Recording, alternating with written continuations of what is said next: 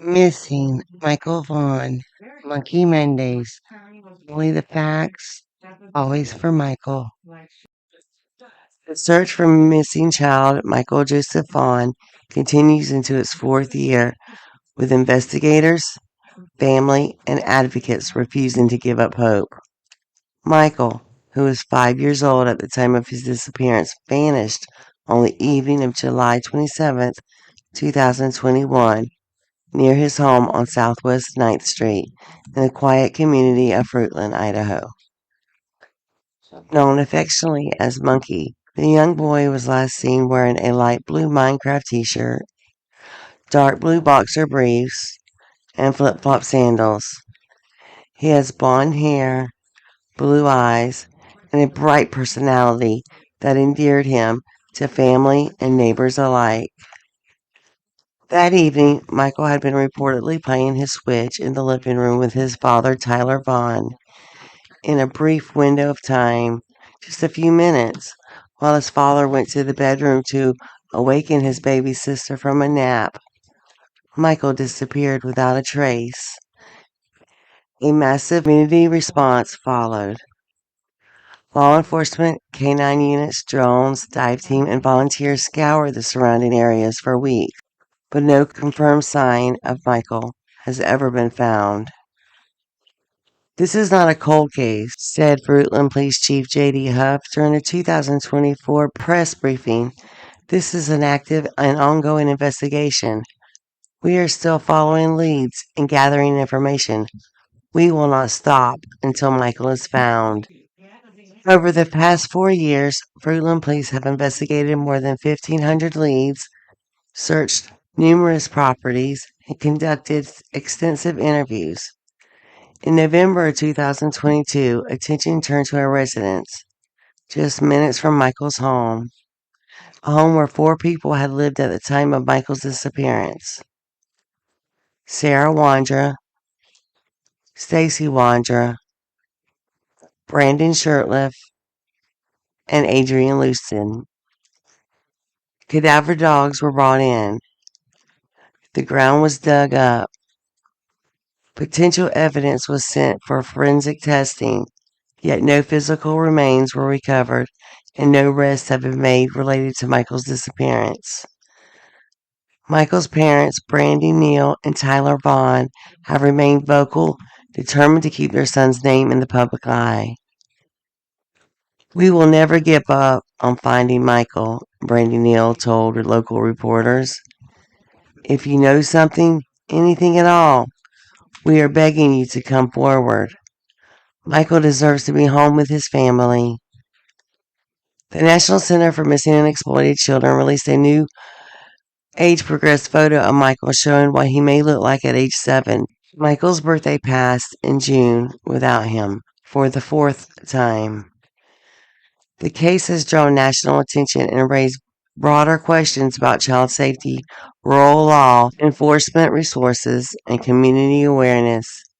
In 2022, Idaho lawmakers introduced Monkey's Law, named in Michael's honor, to improve missing child response procedures across the state.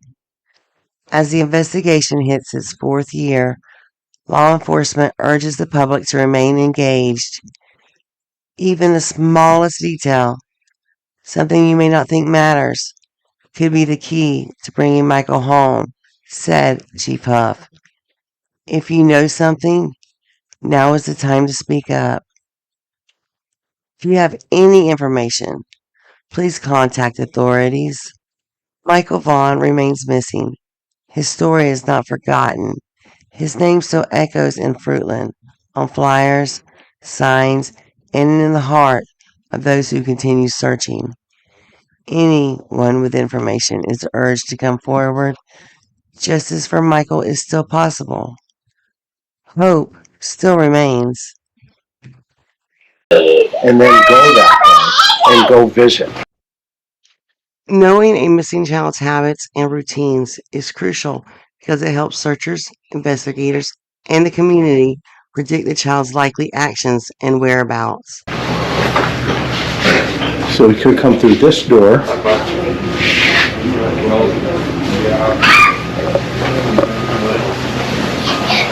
And Tyler, this is the work shed here. Yes. Can I go in? Okay, so this is where you do all your thing. Okay. And you were in here working for a little bit, not all the time, right? Yeah, I was going to show you the monster truck pad, but I don't know where it went. It was sitting out for the longest time, but this the safe was here. It's kind of up layer. Oh, there's the bottom to the monster truck arena. I don't know where all the pieces are. That's kind of what was going on that day. And you guys have kind of moved those around since that time. Well, like I said, they kind of stayed put for months. I think when they finally did move, it was Doug that moved them. And the authorities have searched this inside and out. More than once. More than once. Wow. I mean, very, in this room very thorough. Or in that garage? It's in the, like when you walk into the house from the garage, right. The first immediate door to your right, is like a closet slash, that's where the water heater is, and they cut that thing open and looked inside it. Wow. They're checking drawers. I mean, it just very, very thorough. Okay. And I see his little picture here. Is that when he was a baby? That was one of the first times that Dad babysat. He was probably younger than Bug. Got it. Thoroughly searching for a missing 5-year-old is vital because young children are highly vulnerable, difficult to spot due to their size, and can quickly end up in dangerous situations. The first 24 to 48 hours are critical. Every moment counts in securing their safety, preserving evidence, and increasing the chances of bringing them home.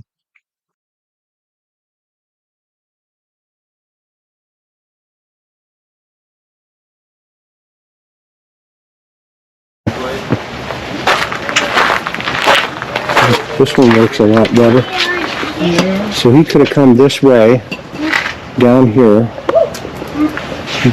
gone this way. You see the dogs, like you've talked about them,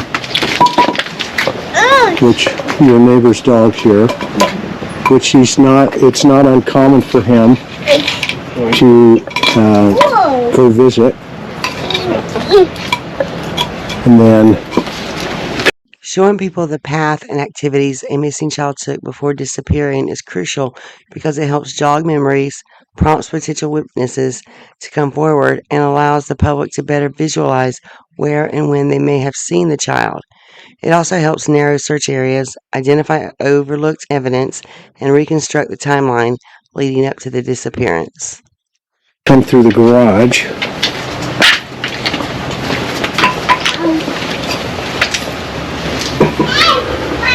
And cut through. What kind of car? What's the car? 73 El Camino. Nice.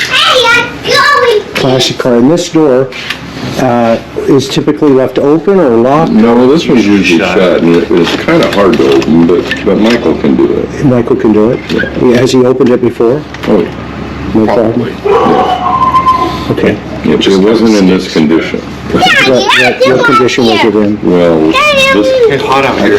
You I don't know how this happened. Somehow it got separated there. I'm not sure exactly how, and I haven't got to fix it yet, But Michael could definitely open this door. This clip captures the final moments before Michael disappeared, tracing how he may have left the house on that unimaginable day, July 27th, 2021. Step by step, it outlines his likely route and last known actions, revealing how quickly he slipped away from safety, and how an ordinary day can turn into an unthinkable nightmare in an instant. fall apart like it is. And then this wood pile was not there. It was not there. So typically his path would be to go this way, straight down. Well, that night, I had a horse trailer parked right here. This trailer was up in the front up there, but there was still a room with no wood pile to go in front of the trailer and go over there. This picture shows an example of how a horse trailer might have been positioned in the spot the day Michael disappeared. At that time, There was no woodpile present, leaving a clear path. Okay. The only other way Do you out mind of if I the put my glasses on? Is that okay? the only other way out of the backyard is through the garage. Okay.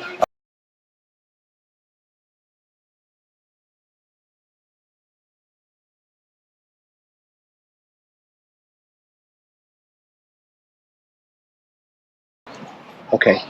So when you have let's talk about a little bit about his past adventures.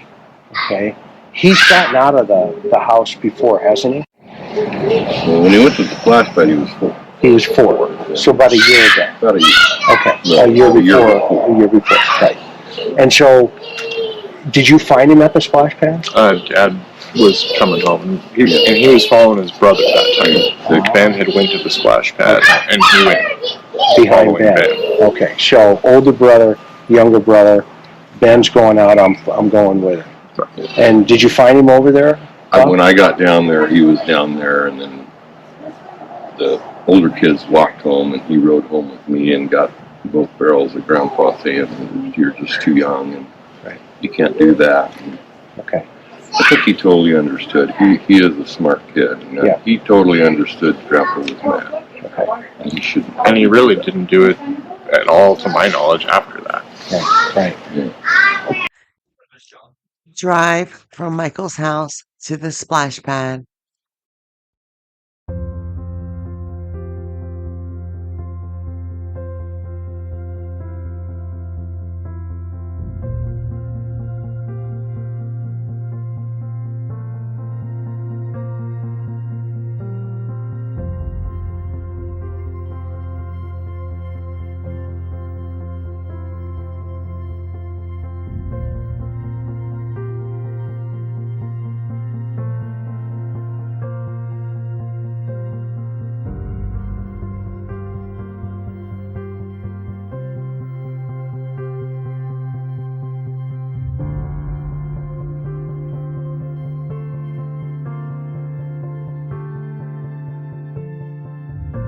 And so, I mean, obviously, people are going to ask, well, how did you lose sight of him? Right? I mean, and how do you want to answer them?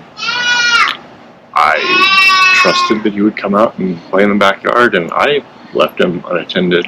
I mean, that's... Do you carry that still? I do. Okay. And I don't know if people understand that. Okay. And I've seen that in you since getting to know you over the last, time here. Okay. And I can't imagine what that's like. Okay. I've not ever been in your circumstance, but there's a lot of people that judge that as, inappropriate. Okay. Where I want you to know, from me to you, looking at you, talking to you. I mean, I've been here, 2 days now? Okay. And I've gotten to know you. Okay. And that's just how you are. You're just that guy, but you've been carrying it all right here because you were the last one to see him. Am I right? Okay. And that's a heavy weight. Okay. And, I don't want people judging you based on your emotional reaction to a really crazy scenario. Tyler Vaughan, the father of missing 5-year-old Michael Vaughan, has quietly carried a weight that no parent should ever have to bear, as the last known parent to see Michael before he vanished. Tyler has endured not only the torment of his son's disappearance, but also the burden of public judgment.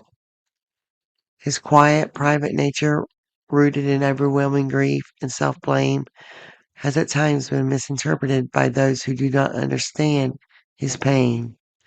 But behind that reserved demeanor is a father devastated by loss, haunted by the belief that he should have done more to protect his little boy. Tyler has fully cooperated with the investigation from the very beginning and has never been a suspect. His silence is not secrecy, it is sorrow. And it is how he survives each day without Michael. We were playing monster trucks in the backyard, on the porch, in the shop, in the house. I mean, between all three of them. I left him in the living room to go wake Arya up, change her, order pizza, all that So stuff. the baby was sleeping, the Aria was sleeping? Yes. Okay, so you wake her up. Go ahead. And then You come back out, right? He wasn't in the backyard. He wasn't in the living room. Okay. I didn't think anything of it because I figured he was playing Switch with Ben in the bedroom. Okay. I was out here for maybe 5 minutes. I came back in, opened the door. He's not in there with Ben. Okay. I asked Ben where he was. Ben didn't know. Then started to panic. Okay. And checked the house, checked the backyard. And that's when I jumped in the car, drove the splash pad. Where I was Now, seen on camera. and you're seen on doorbells throughout this entire area. On the evening of July 27th, 2021, Tyler Vaughan and his son Michael were together in the living room of their home. Michael was playing on his Nintendo Switch while Tyler tended to household responsibilities. At one point, Tyler briefly stepped away to the bedroom to wake Michael's baby sister from a nap and to change what he later described as a particularly soiled diaper. While attending to his daughter, Tyler also placed an order for pizza for the family's dinner. When he returned to the living room, he noticed Michael was no longer there. Assuming at first that Michael had gone to play video games with his older brother, Tyler checked the bedroom, but Michael wasn't there either. Realizing something was wrong, Tyler and the family began to search the house and nearby area. When they couldn't find Michael, Tyler called Brandy and then quickly contacted law enforcement to report him missing. I'm not sure about the specific doorbells. I think they were more in the Cornwall neighborhood where I was also looking. Okay.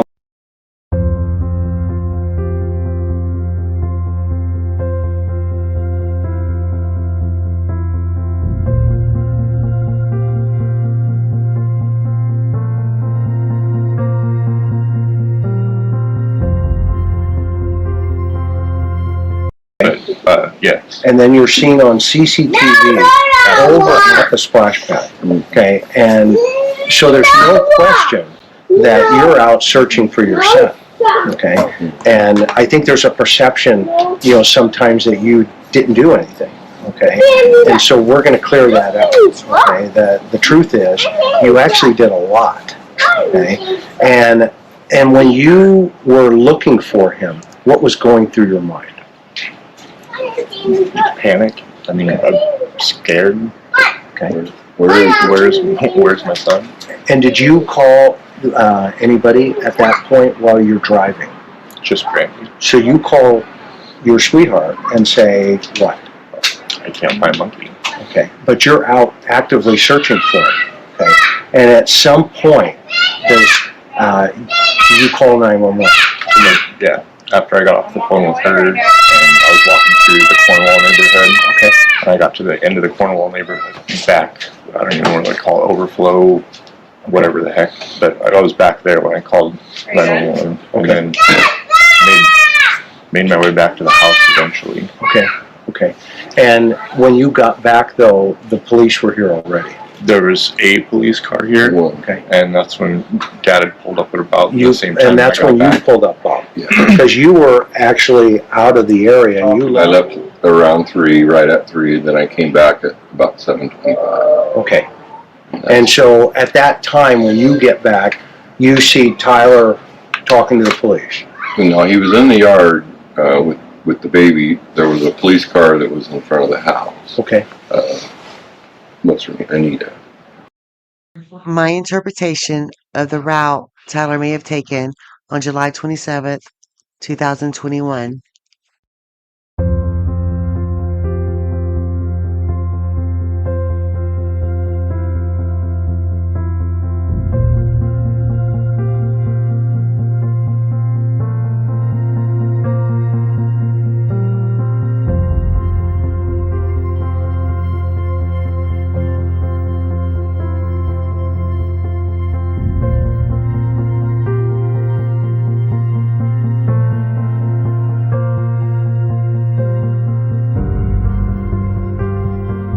They've brought dogs through this area? Through the There's been backyard? dogs through the backyard. There's been, I don't know how many times I think the house got searched that night. At least 5. Okay. that night, and then a couple The more night, the next that day. night and the next day. Then scent dogs, search dogs, and cadaver dogs. Mhm. So they've had all three. The authorities have. And by the way, the authorities are doing an amazing job. Would you agree with that? I agree with that. You know, I think they're doing Very just thorough. unbelievable, very thorough. The Fruitland Police Department and other agencies conducted thorough searches of the Vaughan home and surrounding areas using highly trained search dogs, including scent dogs, cadaver dogs, and search and rescue dogs. The house was searched multiple times, down to drawers, closets, and small spaces where scent or evidence could remain. Type of search dogs. Scent dogs. Scent dogs track a specific person's scent using items like clothing to follow where they went. Cadaver dogs detect the scent of human remains even in the tiny places or hidden areas. Search and rescue dogs sweep large outdoor areas to find any human scent, regardless of identity. These dogs played a vital role in ensuring no area was overlooked during the search for Michael. Their use reflects the dedication and depth of the investigation. The environment that Michael is raised in, they're gonna sense it's a really good environment. And I sense it's a good environment. I've watched you, you know, how you have dealt with your daughter. We've gone to dinner. We've hung out for the last couple of days, and you know, we want to help you guys, you know, from the Cold Case Foundation position, help you make sense of this and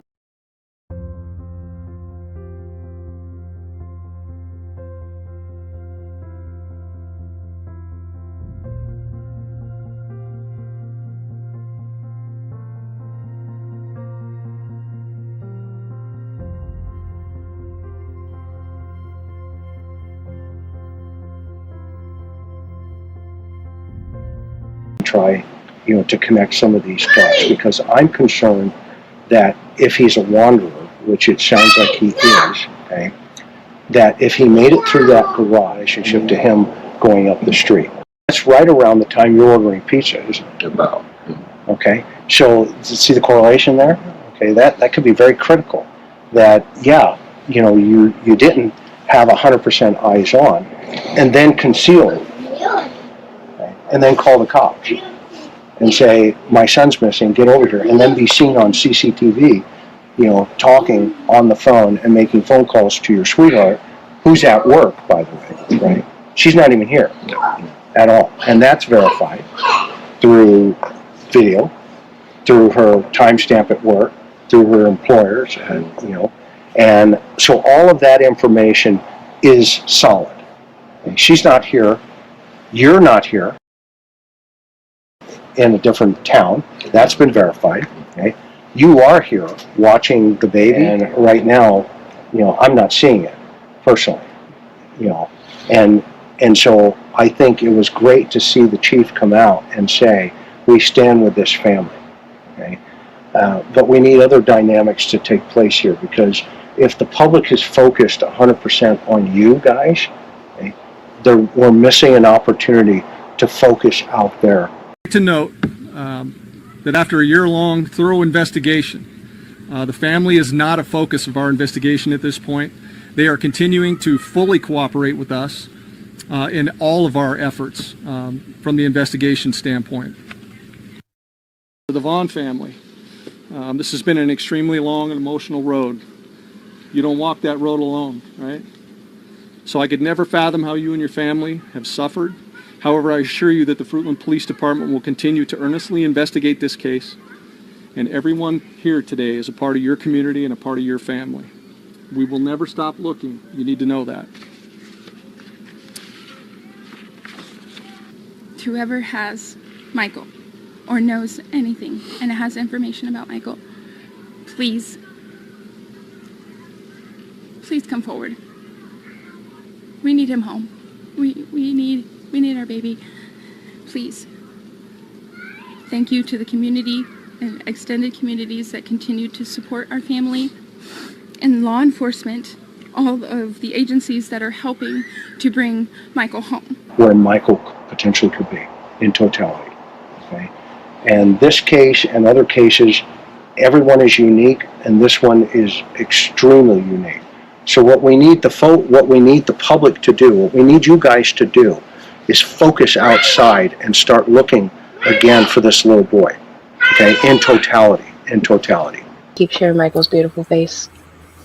We need these suspects to talk, and they are suspects. And please continue to support law enforcement. They're doing an incredible job. They're not stopping. They made me a promise just like I made Michael a promise. So please support them as well and our community. Keep them all in your thoughts and prayers as well, please. What should happen to the person that did this? Punished to the full extent of the law. Put him in a room with Brandy for 5 minutes. Yeah, that would really take him down, wouldn't it? That would take him down. Okay. What do you think, Bob? What do you think should happen? The full extent of the law, for sure.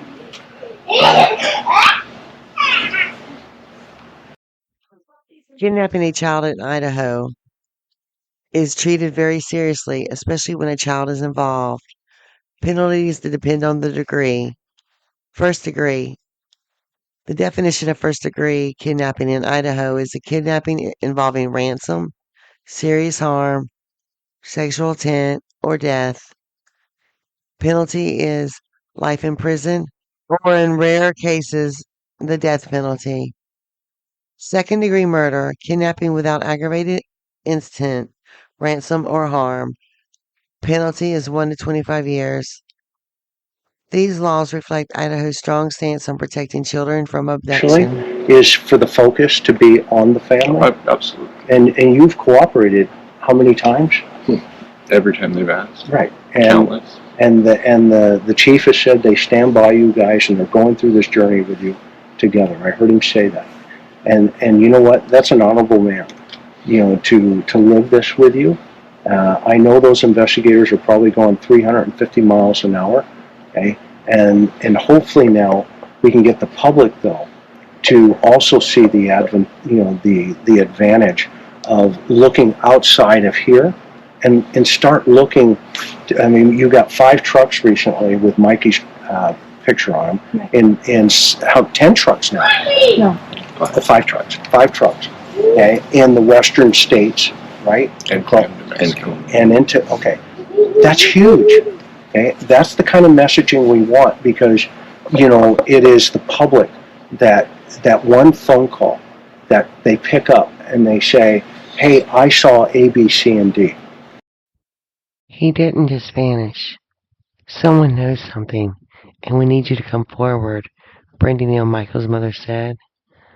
Michael Joseph Vaughan, lovingly known as Monkey, has been missing since July 27, 2021, from Fruitland, Idaho. He was just 5 years old when he vanished without a trace from his quiet neighborhood. Today, he would be 9 years old. His family has never stopped searching. We're pleading with the public. Please help us bring Michael home. We are never giving up. We will search until Michael is found, Tyler Vaughan, Michael's father, said. If you have any information at all, no matter how small or insignificant it may seem, please don't stay silent. The smallest tip could be the piece that cracks this case wide open. If you have any information, no matter how small or seemingly unimportant, please don't stay silent. What may seem like a minor detail to you could be the key to finding Michael and bringing him home. Contact information: Fruitland Police Department, 208-642-6006. Fruitland, Idaho Prosecutor's Office, 208-642-6096. Or call 911. You can also email findmichael@fruitland.org. Keep his name alive. Michael deserves justice. His family deserves answers. And most of all, Michael deserves to come home. Share his story. Speak his name. Watch for his face. Help bring him home. We won't stop. Not today. Not ever. Description at time of disappearance. Michael Joseph Vaughan, nicknamed Monkey. Age at disappearance, age 5. Now age 9. Height 3'7", weight 50 pounds. Hair blonde, eyes blue. Clothing, light blue Minecraft t-shirt, dark blue boxer briefs, flip-flops and sandals. Michael Vaughan remains missing. His story is not forgotten. His name still echoes in Fruitland, on flyers, on signs, and in the hearts of those who continue searching. Anyone with information is urged to come forward. Justice for Michael is still possible. Hope still remains. I need you to know how much Michael is loved. I need you to know how much he is missed. Our family is broken. You can't take one of our most precious citizens from us and ever expect us to stop. He's coming home. The Roundtable presents Spotlight on the Vanished. Real stories, real children. Missing since 1996. Trudy Appleby. It has been 29 years since 11-year-old Trudy Appleby vanished from her quiet Moline neighborhood, leaving behind a mystery that continues to haunt the Quad Cities. Trudy, a bright-spirited child with brown hair and striking blue-green eyes, was last seen the morning of August 21st, 1996. According to authorities, a neighbor reported seeing Trudy enter a silver or gray four-door box-style vehicle resembling a Chevy Celebrity between 9:30 and 10:30 a.m. The vehicle was parked in the driveway of her family home, tucked away off the main road and not visible from the street. The driver was described as a white male in his 20s with shoulder-length, curly brown or black hair, wearing a baseball cap. Neither he nor Trudy has been seen since. Trudy's father, who had left for work at 9 a.m., returned home later that day to find his daughter missing. She had reportedly taken a swimsuit and towel, but left nearly $200 behind that she had saved for an upcoming vacation. One of several details that made authorities reconsider their initial theory that she had run away. Saturday marks 25 years since Trudy Appleby disappeared without a trace. The 11-year-old was last seen in the driveway of her East Moline home on August 21st, 1996, around 9:30 in the morning. The Moline Police Department has worked with the FBI, state police, and multiple agencies around the country to discover what happened to her. No one's ever been charged or arrested in the case, but in 2017, police released the name of a person of interest, William Ed Smith, who had died years earlier. Then, 3 years later, they announced two more persons of interest, David Whipple and Jameson Fisher. TV6 Investigates Darby Sparks sat down with police and Trudy's family and friends to look back on the case in the hopes that someone may finally come forward with new information. Trudy Appleby, the community knows her as the girl that disappeared. She was just a little girl. She's not just a statistic. For the last 25 years, her story has been told over and over again in the news, over social media, by word of mouth, engraving her name in the community. But to those that knew her, she was a daughter, a best friend, family. I wanted to make more memories with her, that's for sure. She's dearly, dearly missed. Friends and family say 11-year-old Trudy had a skip in her step. Very outgoing, very taken lively, wasn't afraid of too much. My mom found her in our yard. She asked her, can I help you? And she said, my name is Trudy, you got any kids I could play with? My mom sent me outside and we became best friends. She was a fast fixture here from that day on. She was like my other kid. She was over here all the time. The last time Kelly and Amber saw Trudy was the night before she disappeared, on August 20th, 1996, and everything seemed fine. It was just another typical Trudy visit. They had hot dogs, macaroni and cheese, they rollerbladed out front. She was talking to me about school. Before her disappearance, Dennis says Trudy was invited to go swimming on Campbell's Island with a friend she knew through his associations. Dennis used to do CB radio a lot, and it was kind of a CB radio group of friends. Dennis said no because of an important trip they were taking. We were leaving the next day. She had things she had to get done. She had to take and finish packing her clothes and get her stuff ready. The very next day, we were leaving to head out west. So Trudy decided to stick close to home and play with Amber instead. She said, I'll see you tomorrow. I'll talk to you in the morning, Amber, and I'll see all you guys tomorrow. But she never showed up. On August 21st, 1996, Dennis went to work early in the morning and saw Trudy sleeping before he left. But then he came home at lunchtime and she wasn't there. And I brought lunch home, had it sitting there on the table, left a note. I thought at first that she was with her mom. I tried and get a hold of them, and it was about 7 o'clock that night that I called the Moline PD and said, we got a problem.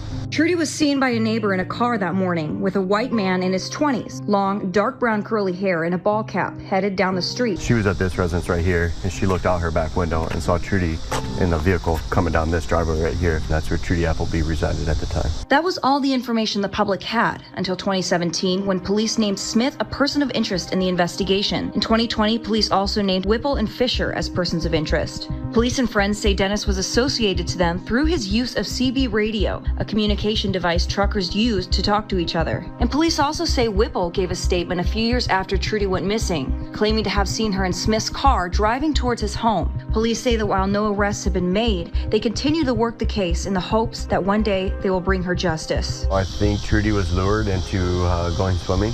They convinced her that her dad said it was all right, and she was going to go swimming with a friend. This is the area where Trudy Appleby was last seen. Over to the right here is a vacant lot where Dave Whipple's house used to be. And over to the left here is where Ed Smith used to reside. Our theory is that she was victimized as a result of sexual criminal misconduct at the hands of adult males. Smith died in 2014, but Whipple and Fisher remained in the area. I decided to ask them about the case myself. Fisher is currently serving in prison in Iowa on unrelated charges. I asked him if he had anything to do with Trudy's disappearance. He wrote back, not answering the question, and instead stating he and Smith hated each other. I went to Whipple's home to talk to him. Are you Dave Whipple? I am. I just want your side of the story. You know, you've been named it. While he didn't want to talk on camera, he had a conversation with me. I asked him if he had anything to do with Trudy's disappearance, and he said no. He told me that he saw what he thought to be Trudy and Smith go to Ed's home to get life jackets. When I asked him if he thought Smith was involved, he said that he did, but he never asked him about it because he claims he and Smith didn't get along. And as for Fisher, Whipple said he never hung out around him. Police say Whipple told them about Smith and Trudy in the early 2000s. We know from witness accounts that Ed Smith talked about it with people, talked about what possibly transpired. Griffin says witnesses have come forward through the years with information about what happened. There's people here that know what happened that day, people that know that Jamison Fisher has told them what Ed Smith told them, what Dave Whipple has told them. They know what has been said since 1996. But others who may have the information to solve the case have not yet come forward. Those that know, that harbor these secrets, they need to come forward. It's been 25 years. What are you afraid of? They should have the decency to finally tell somebody where we can find her so that we can bring her home and bury her, because that is what we need to do. In 2018, police found the boat where they believe Trudy was last seen. We believe she was taken on a boat that day. We've had numerous eyewitness reports that she was on a boat with some of the people that we've named. DNA swabs have been sent to the FBI for analysis, but it may be a few years before we find out what they find. It's going to take some time. There's 400 to 500 swabs taken off that boat, and each one of those has to be individually analyzed for DNA. In the meantime, Trudy's family still has hope someone will speak up. 25 years ago, you had a choice to tell us information. You still have that choice. Change that choice to tell us. 25 years later, I mean, I would have never suspected that we'd be here, but 25 years later, here we are. Trudy's mother, Brenda Gordon, passed away in 2014 after being struck by an intoxicated driver. She never got to find out what happened to her only daughter. If you know something and are looking to give information, go to our website where we have the Crime Stoppers anonymous tip line as well as the Moline Police Department's phone numbers listed. Over the years, the case has evolved significantly. In 2017, William Ed Smith a close friend of Trudy's father, was named the prime suspect. Smith, who died in 2014, was allegedly seen with Trudy in his vehicle the day she disappeared. A witness later revealed to be his son-in-law, David Whipple, claimed Smith threatened his life if he spoke to the police. Smith was reportedly acting despondent in the days following Trudy's disappearance and had his car destroyed within a week. Though his involvement has never been confirmed, suspicions continue to swirl around him and those close to him. Trudy's father believes that Smith and Whipple may have taken Trudy out on a boat on the Mississippi River, possibly to swim against his wishes. A tragic accident, he theorizes, may have occurred, one that has never been reported. Trudy was known to be friends with one of Whipple's children and often joined the family on boating trips. In 2020, a third person of interest emerged, Jamison A. Jamie Fisher, a lifelong friend of the Smith family. Investigators believe Fisher and Whipple may have played roles in concealing what happened to Trudy. Fisher is currently serving time in prison on unrelated auto theft charges and is expected to be released in 2026. Whipple, a registered sex offender, passed away in 2022 after years of refusing to cooperate with the investigators. Law enforcement continues to appeal to the public for information, particularly from those who may have witnessed suspicious activity in the area of Campbell's Island, Blackbird Island, Dominique Island, or the Empire Park Road launch in East Moline on the day Trudy disappeared. Years ago, an 11-year-old girl went missing from East Moline and is still yet to be found. Thank you for joining us. I'm William Ingalls. And I'm Sharon DeRick. Trudy Appleby is a familiar name for those who have lived in the Quad Cities. And tonight, a candlelight vigil was held to mark another year without answers. TV6's Kyle Bales met with Trudy's uncle today at a Silvis cemetery where the family plans to lay Trudy to rest when she is found. We've gone around the sun another time, and we still don't have Trudy laid to rest.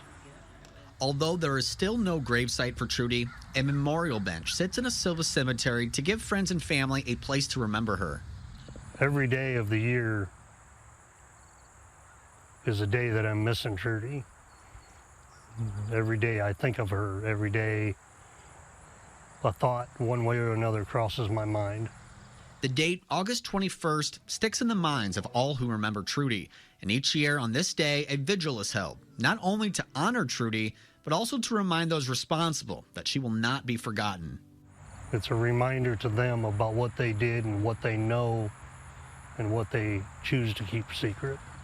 And it's not just Ray that has a message for those responsible. The Moline Police Department does as well. To the man in the silver sedan that took Trudy from her home 20 years ago this morning, I'll tell you this. Actually, you already know this because we've told you this. We are coming for you. Your time is up, and we will see you soon. I have an empty plot right here at the cemetery. And you're standing in front of us being able to lay her to rest. Anyone with information is asked to call Crime Stoppers of the Quad Cities. The number is there on your screen. You can also leave a tip using the P3 Tips app. All tips are anonymous. Trudy Appleby would be 40 years old today. Her case remains open and unsolved, and the Moline Police Department, alongside multiple national child advocacy organizations, continue to seek the truth. Anyone with information is urged to contact the Moline Police Department at 309-797-0401.